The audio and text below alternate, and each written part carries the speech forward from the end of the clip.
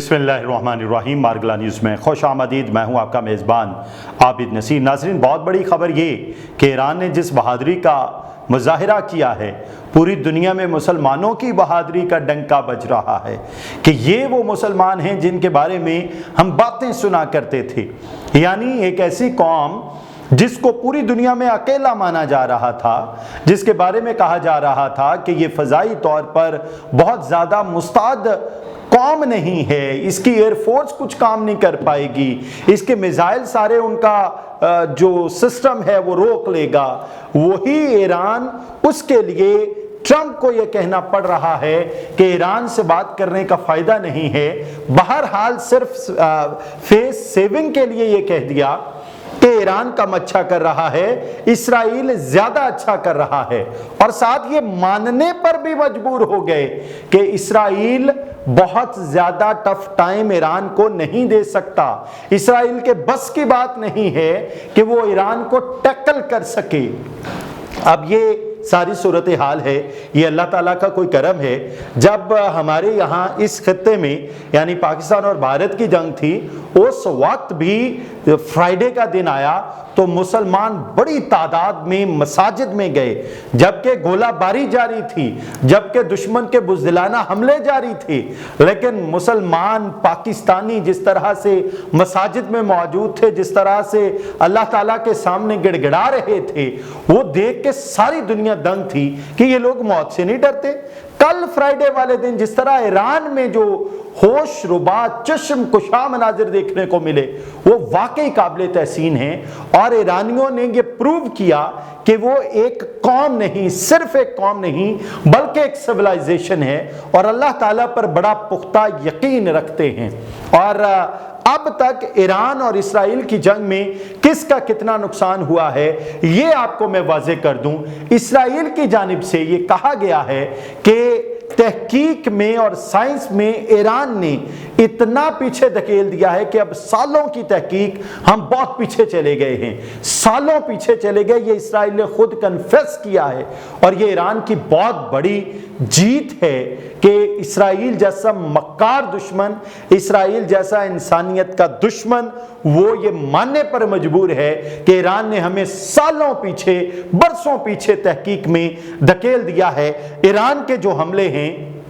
وہ بہت ہی سخت تھے۔ اچھا جی، اب تک موازنہ کر لیتے ہیں ایران اور اسرائیل کی جنگ میں کس کا کتنا نقصان ہوا ہے۔ اگر صرف ہلاکتوں کی بات کی جائے تو ایران کے شہداء کی جو تعداد ہے وہ 224 سے 408 تک بتائی جاتی ہے، اور اس میں نیوکلیئر سائنسدان شامل ہیں، اور اس میں ان کی جو اسٹیبلشمنٹ کے لوگ شامل ہیں، جبکہ اسرائیل کے 25 سے 26 لوگ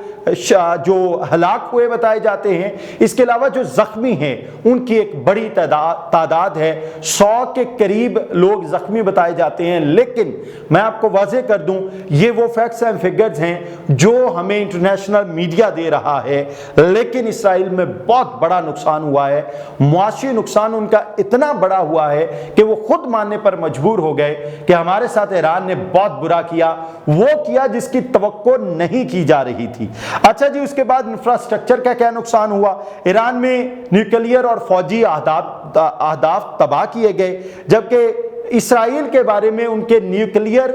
جو سارا احاطہ ہے اس کو بھی نشانہ بنایا گیا، ہاسپٹلز کو بھی نقصان پہنچا، اور خاص طور پہ چونکہ یہ فاصلہ بہت زیادہ ہے، صحیح نشانہ لگ نہیں سکتا، رہائشی علاقوں پر بھی بہت سارے میزائل گرے ہیں۔ اچھا جی، امارات کو بہت بڑا نقصان ہوا ہے۔ اچھا جی، اس کے بعد دفاعی صلاحیت کو کتنا دھچکا پہنچا ہے میں آپ کو واضح کر دوں۔ یہ جو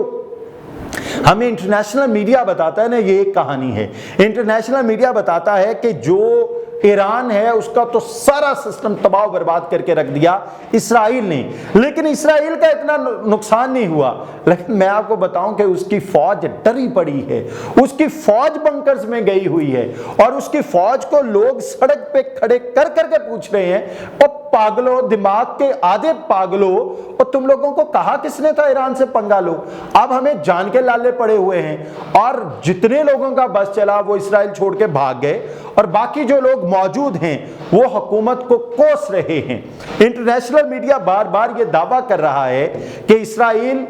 ठीक जा रहा है क्योंकि इस्राइली लॉबी बड़ी स्ट्रांग है। लेकिन आपको एक बड़ी खबर दे दूं, अब वो वक्त आ गया है जिसका इंतजार किया जा रहा था कि इस ईरान को थोड़ा सा कहीं से कंधा मिल जाए, तो चीन ने ईरान को असलहा देना शुरू कर दिया है। अब एक अहम बात यह है कि ईरान के लोग बहादुर हैं, ईरान के लोग ये जंग जीतना चाहते हैं, ईरान के लोग दुनिया को पैगाम देना चाहते हैं कि we are a brave civilisation, we are a brave nation. और उसके बाद जब चीन की तरफ से थोड़ी सी सपोर्ट मिली है तो ईरानी और बहादुर हो गए हैं। और अब जो इस्राइल का हाल होना है वो तारीख देखेगी कि इस्राइल का क्या हाल हुआ है। इसके साथ साथ मैं आपको बता दूं कि क्रूज सुपर क्लस्टर जो मिसाइल है वो सिर्फ ईरान के पास है, रूस के पास है और चीन के पास है, और ये वो मिसाइल हैं जो बड़े पैमाने पर तबाही कर सकते हैं। ये जो क्रूज मिसाइल हैं ये ईरान ने इस्तेमाल करना शुरू कर दिए हैं। ईरान नहीं चाहता था कि इंसानी आबादी पर बहुत ज़्यादा बम गिराए जाएं, बहुत ज़्यादा मिसाइल गिराए जाएं, बहुत ज़्यादा नुकसान हो। लेकिन अब जब ट्रंप ये कह रहा है, अब सोचेंगे